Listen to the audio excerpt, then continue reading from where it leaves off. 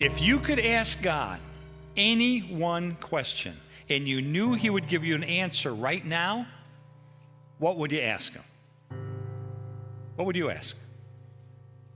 Well, it may not be surprising, but by far, the number one questions that Americans ask is, why does God allow pain and suffering in the world? Does that surprise you? Didn't surprise me. You know, if you've never asked the question, why is there suffering? Why is there pain in the world? The chances are you will when it strikes you full force, or it strikes a loved one full force. And you know what? It's going to come. It's going to come. Jesus was honest. Jesus said, you're going to have suffering. Jesus said this in John 16:33. He said, you will have suffering in this world. You will. But why? All I could do would be to look at you and give you a four-word answer. I do not know. I don't know. I don't know. I cannot stand in the shoes of God and give a complete answer to that question. I don't have the mind of God. I don't have the eyes of God. 1 Corinthians 13, verse 12 says, now we see things imperfectly, like puzzling reflections in a mirror. But then we will see everything with perfect clarity. All I know now is partial and incomplete. But then I will know everything completely, just as God now knows me completely. So if you ask me, why do individual events of pain and suffering happen? Friends, honestly, in this world, you may not get a full answer. And frankly, if you're going through something like that today, if you're going through an era of your life with a lot of suffering and a lot of pain, then the last thing you really need is some theological treatise on pain and suffering. Because no amount of words are going to be sufficient for you. It's always going to sound trite when you're in the middle of suffering. What you need is the very real presence of Jesus Christ in your life. But having said that, and this is equally important, even though we can't understand everything about why we suffer, there are some things that we can know. Even though suffering is not good, God can use it to accomplish good. Now, you might hear that and you say, well, no, wait a second. Hold on. Let's not skim over that. I've gone through some horrific suffering in my life. I've gone through some awful pain in my life. And honestly, I don't think that God, even God, can find any good to emerge from the suffering that I've gone through. Friends, if that's the way you feel today, let me just remind you of one thing.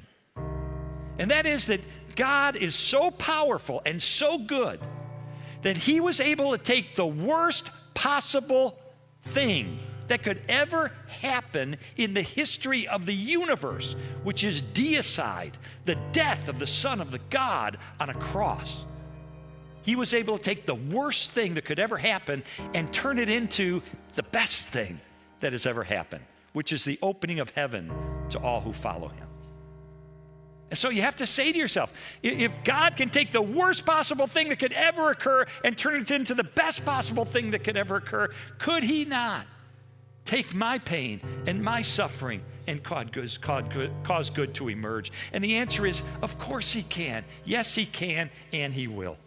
He will. He would use your suffering perhaps to draw you into a deeper and more intimate relationship with him. He may cause your suffering to point other people to salvation through Christ. He may use it to mold and to shape your character in ways that never could have been shaped had you not gone through that experience.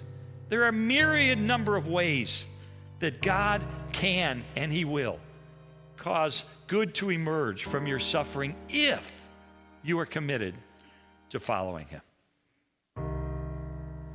We decide whether we're going to turn bitter or turn to God for peace and courage. We make that decision. When tough times come, we're going to turn bitter or we're going to turn to God and receive peace and courage. We've all seen examples in our lives of how the same kind of suffering has a completely different effect on two different people. Some people become angry and bitter and turn inward because of the suffering they've gone through. And yet somebody else can go through the same kind of suffering and they come closer to God and closer to people and more loving and more tender.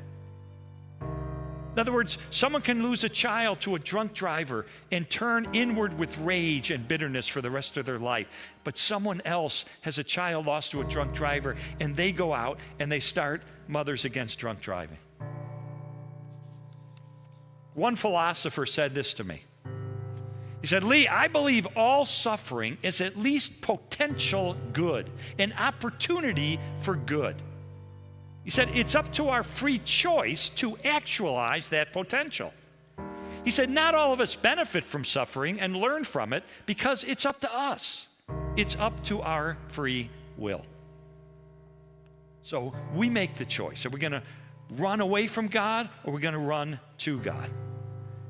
So let me finish that quote that I started this message with, because I only quoted part of this verse, John 16:33. I want to put it into context now. The entire verse says this: I have told you these things so that in me you may have peace. You will have suffering in this world, but be courageous. I have conquered the world. In other words, he offers us in the midst of our suffering the two very things we need the most. He offers us peace for the present and courage for the future. How? Because he's conquered the world. Because through his own suffering and through his death, he has deprived the world of having ultimate power over you. Suffering does not have the last word anymore. Pain does not have the last word anymore. God has the last word. Jesus is the last word. You see, God's ultimate answer to suffering is not just an explanation, it is the incarnation. Suffering is a personal problem. Therefore, God sent a personal solution in Jesus Christ. God is not some distant and disinterested deity. He, through Jesus Christ, entered into our pain, entered into our suffering. And Psalm 34, verse 18 says this: the Lord is close to the brokenhearted, and he saves those who are crushed in spirit. This wise philosopher that I got to sit down with said this to me at a time in my life when I was going through some tough times. He said, Jesus is there in the lowest places of our lives. He said, are you broken? Jesus was broken like bread for you. Are you despised? Jesus was despised and rejected of men. You cry out that you can't take it anymore? Jesus was a man of sorrows and acquainted with grief. Did someone betray you? Jesus was sold out for 30 pieces of silver. Are your tenderest relationships broken? Jesus loved and he was rejected. Do people turn from you? Well, guess what? They hid their faces from him like he was a leper. Does he descend into your deepest hells? Yes, he does. In fact, from a Nazi concentration camp, Corrie ten Boom wrote these words: no matter how deep our darkness, he is deeper still. He is deeper still. Every tear we shed becomes his tear. And then the wise man said this to me. He said, it's not like God just sympathizes with you like a close friend would. Any close friend, if you're going through pain and suffering, any close friend of yours is going to sit on the couch next to you and is going to put their arms around you and is going to empathize and sympathize with you. That's true of any friend. But he said, if Jesus is in you, if you are his child, he is inside of you. And if he is inside of you, he is closer to you even than your closest friend. And therefore, your sufferings become his sufferings, and your sorrow becomes his sorrow. And so, friends, when tragedy strikes, and it will, or when pain comes into your life, and you know it will, then you have a choice to make. Do I turn away from God and turn bitter? Or do I turn to God and find hope and peace and courage? Peace for the present, courage for the future.